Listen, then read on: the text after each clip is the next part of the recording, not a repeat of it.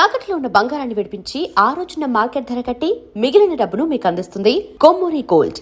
దొంగ దొంగ షూటింగ్ జరిగేటప్పుడు ఎప్పుడైనా సెట్ కి ఆర్జీవి గారు వచ్చారా? ఎవరు? ఆర్జీవి గారు, రామ్ గోపాల్ వర్మ గారు. నో, రామ్ గోపాల్ వర్మ. ఆ, ఆయన యాక్చువల్గా ఆయన స్టోరీ అది. He never came to the sets ఒక రోజు కూడా. అంటే ఆ ఒక్క సినిమాకి మణిరత్నం గారు బయట నుంచి కథ తీసుకొని వీళ్ళిద్దరు ఫ్రెండ్సే. సో అంజలి చేసేప్పుడు అప్పుడప్పుడు సెట్కి వచ్చి వీళ్ళిద్దరు మాట్లాడతారు. రామ్ గోపాల్ వర్మ అక్కడ వస్తారు వీణా స్టూడియో అని ఒక ఇదికి. ఇద్దరు మంచి ఫ్రెండ్స్ అని నాకు తెలుసు. కానీ ఈ పిక్చర్లో స్టోరీ ఆయన ఐడియా యాక్చువల్గా. So many scenes were created ఆ సెట్స్లోనే యాక్చువల్గా. యాక్చువల్లీ మీరు చూస్తే మణిరత్నం గారు ఒక ప్రాపర్ స్క్రిప్ట్ లేకుండా వెళ్ళే పిక్చర్ అది. ఎందుకంటే already he composed all the songs. కళ్ళు కళ్ళు అది వీరబాండి కోటేలు అన్ని సాంగ్ రికార్డ్ చేశారు. రికార్డ్ చేసి ఫస్ట్ సాంగ్ తీసాం మనం వెళ్ళి 10 days. ఆ తర్వాత ఇద్దరు దొంగలు ఏమని చెప్పి అక్కడ స్పాట్లో యాక్చువల్గా చాలా సీన్స్ క్రియేట్ అయింది. స్పాట్లో సుహాసిని మేడం రాస్తారు. సో ఆ పిక్చర్ మాత్రం మీరు చూస్తే ప్రాపర్ స్క్రిప్ట్, క్లైమాక్స్ అన్నీ ఏం లేదు. అప్పుడప్పుడు అవుట్డోర్ అని 20 days వెళ్తాం. 10 daysలో ఒక్కొక్క ఇది ప్యాకప్ అయింది. ఎందుకంటే స్టోరీ చేసి వస్తా అని. సో అలా ఫ్రీకిష్గా చేశారు ఆ పిక్చర్. అండ్ ఆ దొంగ దొంగ సినిమాకి ప్రాణాలు పోయినా పర్లేదని మీరు ఏమైనా నిర్ణయించుకున్నారా? ఎందుకంటే షార్ట్ ఉంటుంది సార్, ఆ బస్సు మీదకి ఆ దూకేది మీరు ఆపోజిట్ వెహికల్ నుంచి. అవును, అది రియల్ గా దూకినట్టే. అది మీరు చూస్తే ఇలా పట్టుకొని బస్ని. అప్పుడు రోప్స్ అని ఏం లేదండి. బస్సులో ఉన్నప్పుడు రోప్ ఎక్కడ కెడతారు మీరు? సేఫ్టీ సైడ్ మీరు చూస్తే ఆ ట్రైన్ అని యాక్చువల్గా మీరు చూస్తే సెవరల్ 100 feet పైన వెళ్తుంది ఆ ట్రైన్. యాక్చువల్లీ అది ఎలా అంటే ఇట్స్ అ ఘాట్ సెషన్ అప్పుడు. ఇప్పుడు ఎలా అని తెలియదు నాకు. 60 kilometers ఘాట్ సెషన్. ట్రైన్ ఇలా వెళ్తే రివర్స్ మళ్ళీ రావాలి మొత్తం. సో ఆ 60 kilometers షక్లేష్పూర్లో. So whole 60 kilometers and 14 coupes. ఆ టైంలో I think he paid about 25 lakhs deposit.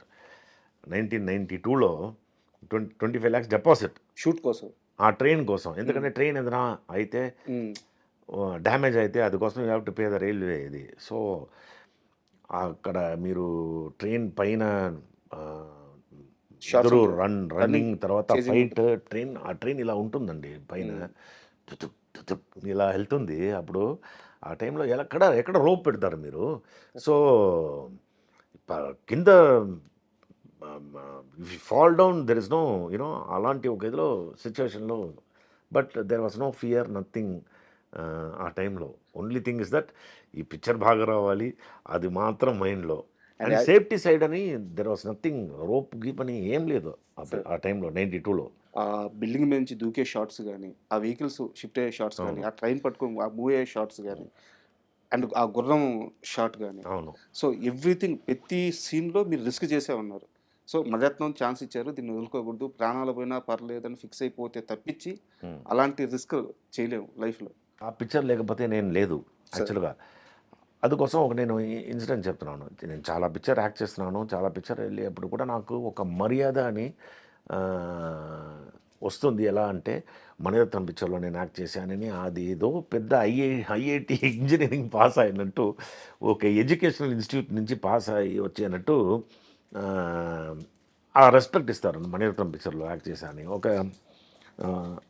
ఒక ఇన్సిడెంట్ చెప్తాను. ఇప్పుడు నేను కేర్ ఆఫ్ కన్సర్న్ ఎన్నిసారి చూశాను నాకే తెలియదు. ఎందుకంటే ఇట్స్ కావ్యం అని చెప్పొచ్చు. It's one of the best movies ever made. నేను ఆ పిక్చర్ చూస్తున్నాను కోవిడ్ టైంలో. చూసి క్లైమాక్స్లో నేను రిమోట్ని కొట్టేశాను కింద. కొట్టి ఇలా రిమోట్ని చూసేప్పుడు ఆ రిమోట్ కవర్ 2 బ్యాటరీస్ ఉంటుంది కదా. ఆ రిమోట్ కవర్ 2 బ్యాటరీ టుంగ్ టుంగ్ టుంగ్ టుంగ్ వెళ్ళి టుంగ్ స్టాప్ అవుతుంది కదా. స్టాప్ అయ్యేప్పుడు నేను అది చూసి అది తీస్తున్నాను. ఆ రిమోట్ కవర్ 2 బ్యాటరీ. సో 4 అంటే 4 క్యారెక్టర్స్ అది కలిపి అని ఇలా పిచ్చి అయిపోయింది. అది కలిపితే ఒక రిమోట్. అవును, ఒక రిమోట్, 1 క్యారెక్టర్, 2 బ్యాటరీ, ఆ రిమోట్ కవర్, 4 క్యారెక్టర్స్ ఒక్కరే. ఏం చేశారా అందులో? ఒక్కరు మనకి డౌట్ రాకుండా, ఒకరు క్రిస్టియన్, ఒకరు ముస్లిం, ఇంకొకరు హిందూ, ఇంకొకరు దేవుడిని నమ్మరు. 4 డిఫరెంట్ క్యారెక్టర్స్. ఇది ఏంటి స్క్రిప్ట్ ఇది ఏంటి నాకు పిచ్చెక్కిందండి.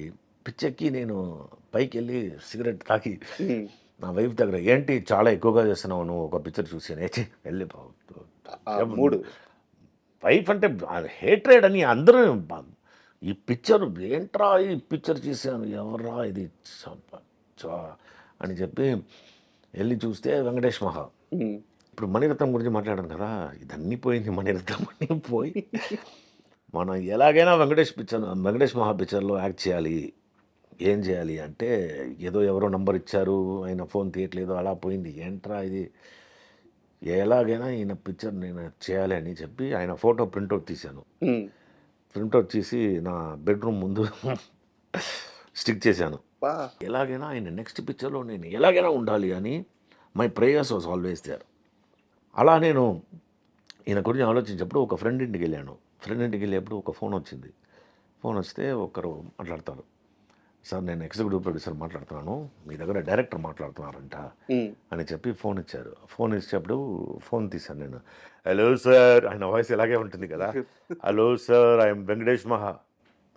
నేను ఆలోచించాను ఎవరో ఇమిటేట్ చేసి, ఎందుకంటే నా ఫ్రెండ్స్ దగ్గర చెప్పాను, మీరు చూడండి ఆ పిక్చర్. నా ఫ్రెండ్స్ అని ఆ పిక్చర్ చూసి ఏం పెద్దగా ఉంది కానీ నేను ఆలోచిస్తారు పిక్చర్ నా కొడుకులు వీళ్ళు ఒక మంచి పిక్చర్ చూసి అప్రిషియేట్ చేయడానికి.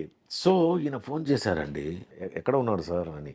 నేను చెప్పాను రేపు నేను హైదరాబాద్ వస్తున్నాను. యాక్చువల్గా నాకు పని లేదు, హైదరాబాద్ రావడం పని లేదు. నేను ఎలాగైనా ఈయన మీట్ చేయాలి, ఇంకో ఫోన్ ఇదే కాదు, రేపు హైదరాబాద్ వస్తానని చెప్పి నెక్స్ట్ డే వచ్చేసాను. నేనే చెప్పాను ఏదో షూటింగ్ అని. So I met him and he narrated the story అండి. ఆయన హీ నెవర్ సాట్. ఆ స్టోరీ విన్నప్పుడు నాకు కేర్ ఆఫ్ కాంచరపాలెమే ఆ రేంజ్లో ఉంటే మీరు ఆలోచించండి, జస్ట్ ఇమాజిన్ చేయండి. నేను చెప్తున్నాను రావు బహదూర్ ఎంత లెవెల్లో ఉంటుంది. ఆ తర్వాత రావు బహదూర్ స్టోరీ విని నిద్రే లేదు, దొంగ టైమ్స్కి వెళ్ళిపోయాను. చెప్తుంటే వెంకటేష్ మహా గారి ఇండస్ట్రీ మొత్తం ఉలిక్కిపడింది సార్. ఆ క్షణంలో మీరే కాదు, మొత్తం ఎంటైర్ టాలీవుడ్ ఆ సినిమా క్లైమాక్స్ చూసిన తర్వాత ఒక్కసారిగా ఒక వేవ్ అట్టొచ్చు. ఈ పిక్చర్ క్లైమాక్స్ చూస్తే రావు బహదూర్ భయంకరం. Okay, so